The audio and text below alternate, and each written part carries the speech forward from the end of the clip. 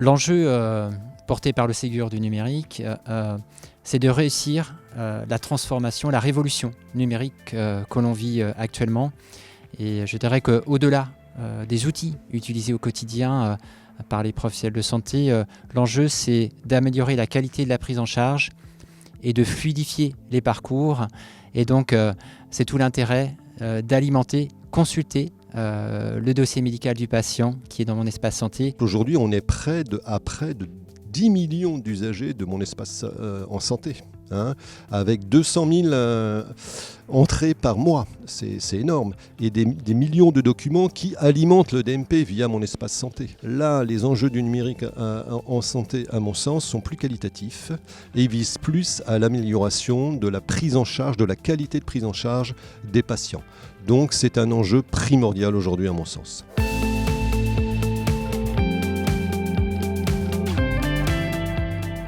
Pour nous, le numérique, c'est un champ important au niveau du dispositif d'appui à la coordination, puisque aujourd'hui, on est forcément très outillé pour faire face à la prise en charge des patients. Donc nous, on coordonne on coordonne des parcours de santé complexes des personnes. Et donc, les enjeux liés, et en l'occurrence, c'est pour ça que nous sommes intervenus aujourd'hui, les enjeux liés à la sécurisation des transmissions des données de santé sont un sujet qui sont depuis longtemps un peu dans le viseur, pour répondre à la fois à nos obligations en tant qu'opérateur de santé à utiliser de la donnée de santé et évidemment à développer donc des bonnes pratiques. C'était aussi un des vecteurs qui fait qu'on a aussi promu la démarche en interne, donc qui a commencé en 2019 avec une première fois et un peu un échec de la mise en œuvre et de l'usage en interne du DAC. Et on l'a repris avec un autre abord, un autre management de ce projet-là. Il faut vraiment soutenir, je pense, au niveau du management, l'usage de ces outils-là, parce qu'ils ne sont pas innés. Naturellement, on a envie de faire comme on fait depuis 10 ans, 15 ans, 20 ans et utiliser une messagerie standard.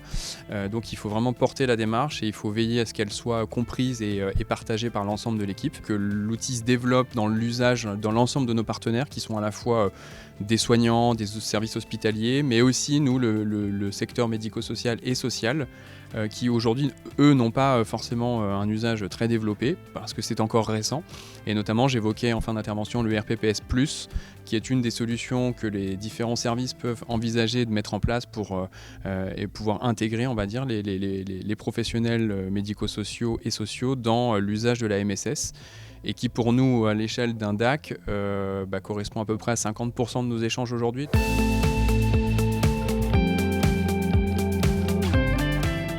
Donc moi je suis médecin généraliste à Marne-la-Vallée, je travaille en cabinet de groupe, j'appartiens à une CPTS, je suis membre actif. Donc à la fois je travaille depuis longtemps et c'est pas inné, comme disait Adrien, c'est pas inné, le numérique, la sécurité, etc. Et pourtant c'est le monde moderne, donc il faut bien s'y adapter. Donc je voulais témoigner, je voulais participer à ce mouvement juste de dénoncer ce qui existe et que bon, c'est faisable. On subit beaucoup, nous les médecins de terrain, les soignants de terrain, parce qu'on a beaucoup de contraintes alors que notre cœur de métier c'est de soigner. Et en même temps, au milieu de ces contraintes, il y a des bénéfices.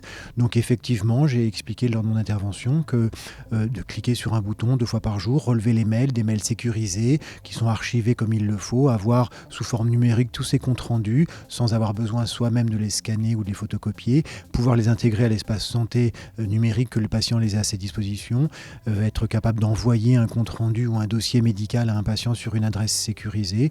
Donc je reçois et j'émets, MS Santé effectivement, ApiCrypt également, et effectivement c'est un usage moderne qui participe à la prise en charge du patient, qui a vraiment des contraintes mais des intérêts. C'était vraiment le but de mon témoignage, de dire que même un senior comme moi est capable de le faire.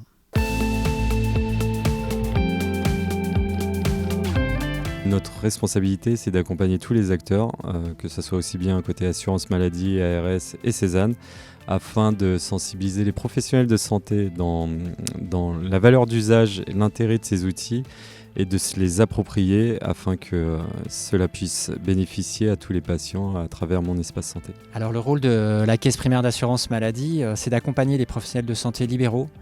Et nous avons pour cela les délégués au numérique en santé, également les délégués de l'assurance maladie qui rencontrent régulièrement les professionnels de santé pour faire la promotion de mon espace santé, des services socles, de l'ordonnance numérique, et faire en sorte de répondre à leurs questions pour qu'ils adoptent ces outils. S'il fallait donner un slogan autour de cet accompagnement, c'est faire du numérique un outil du quotidien pour les professionnels de santé et leurs patients. Un ambassadeur, c'est une personne physique ou une personne morale. Ça peut être, on vient d'enrôler, à titre d'exemple, un hôpital dans le 91. Son rôle, ses missions, c'est de sensibiliser et d'accompagner les patients sur l'outil, et notamment avec un point particulier, un accompagnement auprès des populations dites fragilisées par le numérique ou celles qui peuvent être isolées d'un point de vue social, médical. Donc l'ambassadeur, il est là pour accompagner de manière individuelle, il peut être là aussi pour mettre en place pour participer à des événements territoriaux et promouvoir mon espace santé, pour mettre en place des stands dans des structures de soins, et tout cela pour essayer de couvrir le maximum de personnes et faire découvrir l'outil à un maximum de personnes, de patients et d'usagers.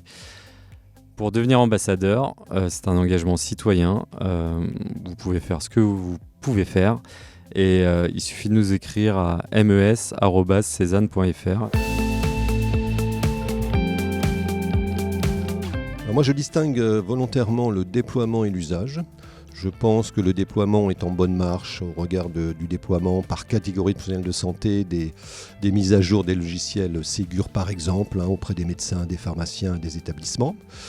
Mais aujourd'hui, l'enjeu, c'est l'usage de ces applicatifs. Maintenant, l'enjeu, c'est d'alimenter, par exemple, mon espace santé en information médicale, que les professionnels de santé partagent les résultats d'imagerie, les résultats de biologie, les comptes rendus hospitaliers, pour fluidifier, améliorer la qualité, je le répète, de prise en charge du parcours de santé des patients. À mon avis, on en est là. Le déploiement, oui, mais maintenant, l'enjeu, vraiment, il est devant nous encore, je pense, c'est l'usage. Pour nous, l'année 2024, c'est évidemment donc, celle des usages du numérique.